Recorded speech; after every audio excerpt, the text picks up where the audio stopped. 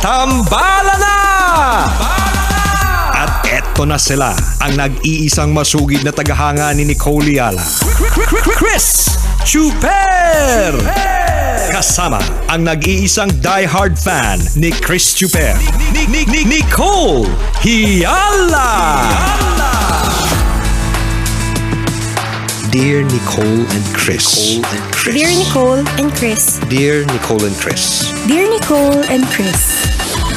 Magandang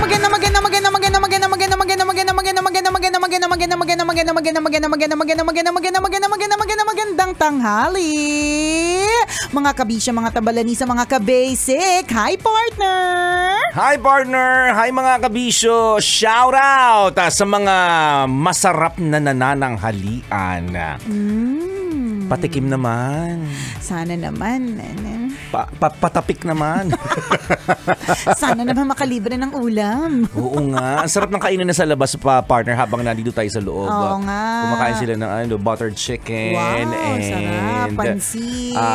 Anong tawag doon? Kare-kare. Hindi. Munggo. Two words. Nagulaan.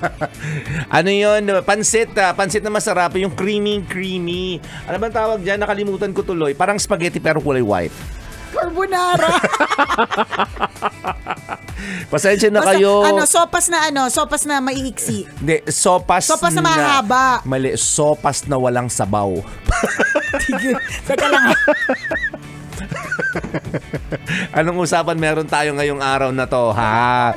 Ganito talaga mga kaibigan kapag kulang sa kain, kapag kayo sarap na sarap sa inyong kinakain pananghalian, samantalang kami eto nagdadagdak, kailangan magtrabaho, kailangan tapusin muna hanggang alas 3 bago namin matikman ang aming tirang pagkain. Ang daming reklamo.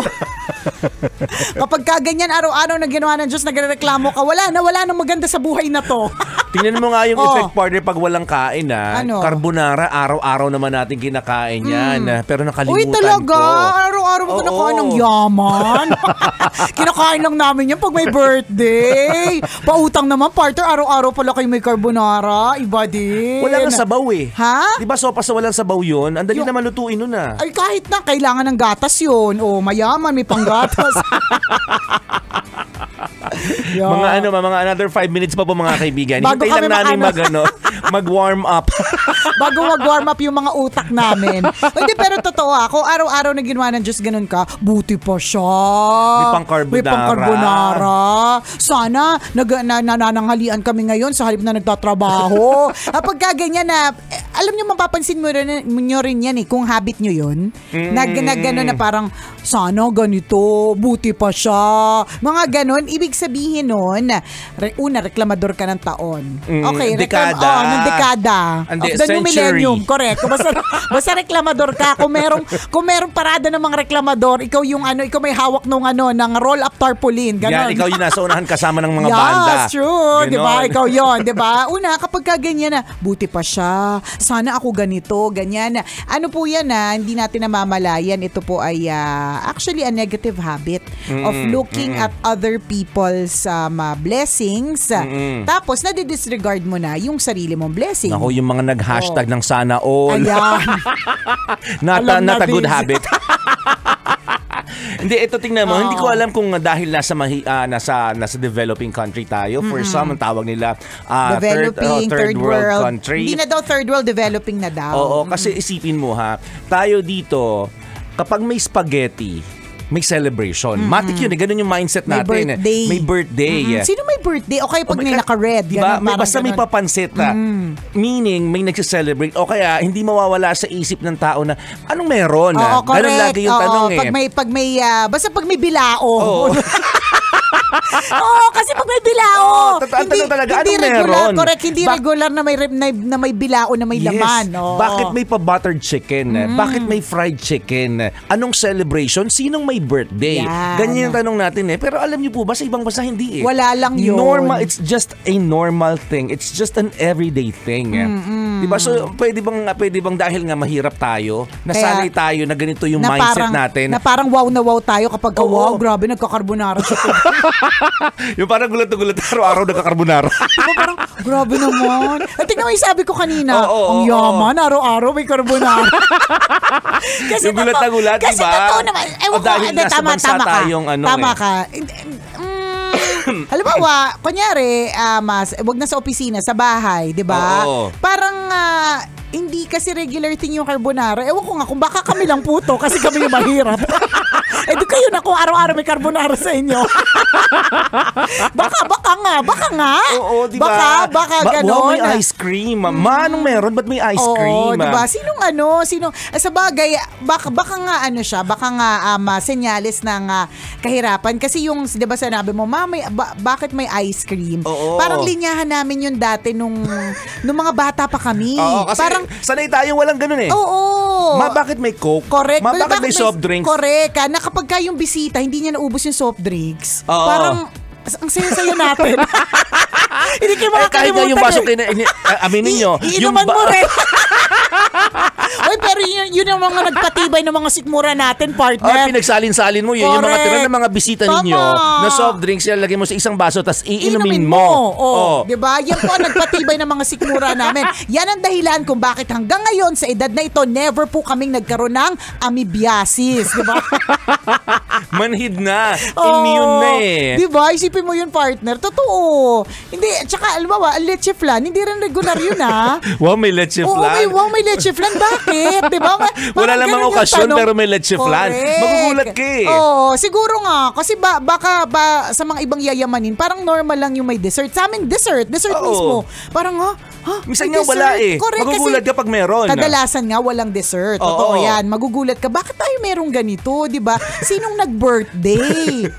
Ganon. Di ba nung maliit pa tayo, nung elementary tayo, ewan po namin yung mga bata ngayon ha, kapag ang classmate namin ay nakita namin na merong fried chicken na baon. Wow talaga yun. Kasi yun sa atin, ako ang baon ko lang talaga nun fried egg eh. Yun na yun, wala nang iba. Palit-palit lang, estrellado o tsaka scrambled. Oo, yun lang dalawa. Pero itlog pa rin eh. Pero yung classmate mo na nagbaon ng fried chicken, tapos may magandang lalagyan, wow yun eh. Sa amin naman, partner, nagbabaon kami ng fried chicken. Pero parang kasi mga klase ko mayayaman. So yung fried chicken nila, parang ang tataba. Yung sa akin, parang malnourished tulad ko. Parang yung natalo sa sabong, ganon.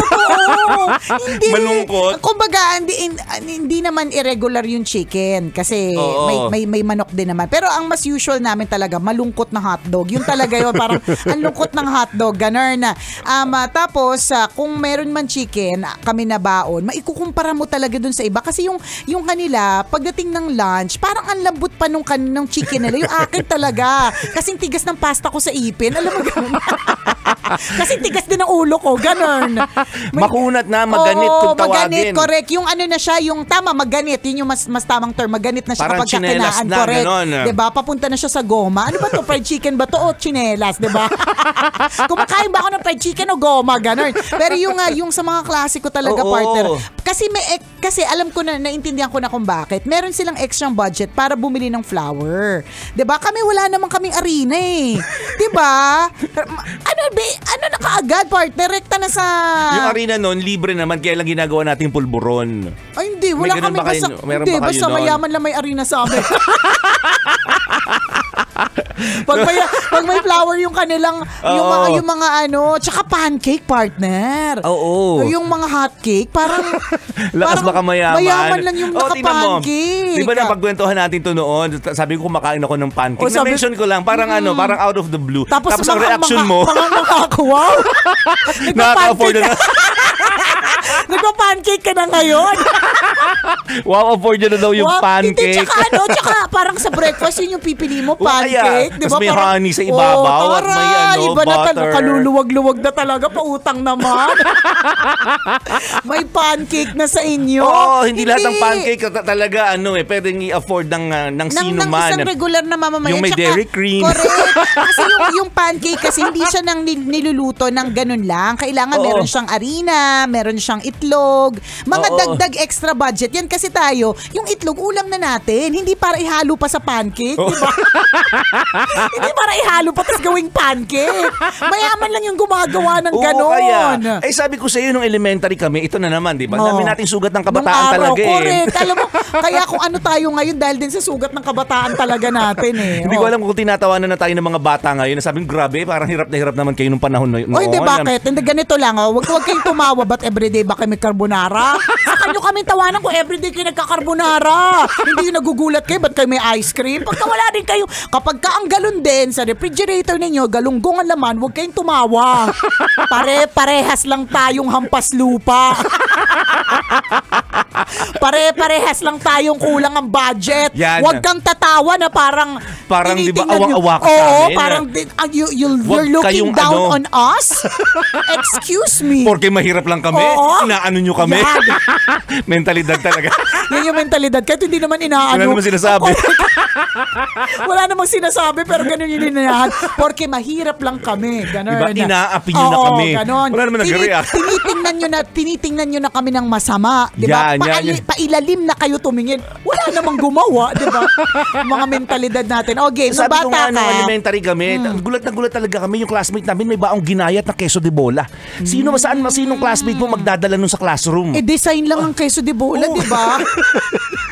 Hanggang ngayon party, di ako makain ng queso de bola. Kasi parang alat-alat ka. Oo, parang ganun din na sana yung kaya, dila. sabi nga namin, kahit namin isang kagat lang, matikman lang namin kung anong lasa ng queso de bola Pero siya talagang literal pinapapak niya. Ay? Diba? Ang lakas makamayaman nun. Sa amin isang tilag lang na ganun Tapos titikman mo. Tsaka alam mo, tikim partner. Lang, hindi pwedeng nguya. Tikim. Speaking of queso, para sa akin nung bata kami, yung merong paggayat ng cheese, partner, na alam mong yayamanin. Yung parang mas maliliit. Kasi yung sa amin, partner, wala kaming grater na, wala kaming pang-grate ng cheese na, basta parang iba talaga yung may yayamanin na kind of kasi stainless yung sa kanila. Sa inyo bakal may kasamang kalawang yun. Na nga, Yero yun na binutasan ng pako. Yung sa amin, grater na. Hindi, partner, yung grater namin, yung pang na gayat namin ng cheese. Kung saan ka nagpiga nung nyog, doon din. Kaya pag hinayat mo, parang salaan pala.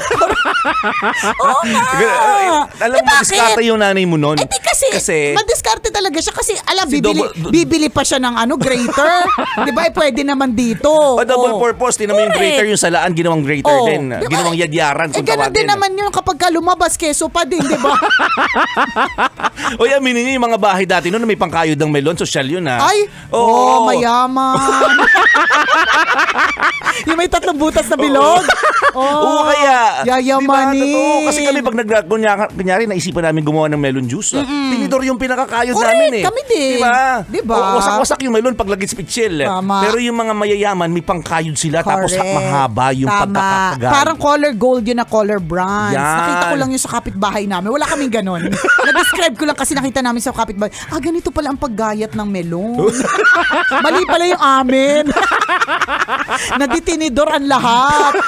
Ganun. Diba?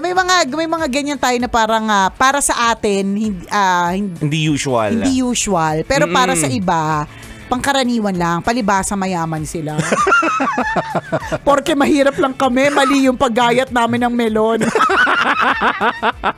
Nakakaloka. Totoo ka dyan. May mga kanya-kanya talaga tayong sugat ng kabataan, di ba? Sabi nga namin, di ba, yung sa malamig namin noon, food color lang talaga yun, nalagyan mo ng asukal. Tapos konting yun, di ba may nabibili sa palengke na yung Arnibal? Hindi Arnibal, yung pampabango.